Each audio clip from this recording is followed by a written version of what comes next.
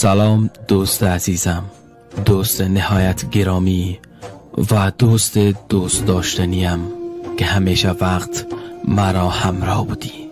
روزه و نماز شما به درگاه الهی قبول باشد. با آرزوی قبولی دعاهای شما نزد پروردگار مهربانم هستم. اکنون ماه رمضان گذشت و عمر من تو هم در گذر است. فرارسیدن عید سعید فطر را از صمیم قلب برایت تبریک و تهنیت عرض می دارم. مبادا دیر شود تا عید بعدی نباشیم و تو را به خدا می سپارم.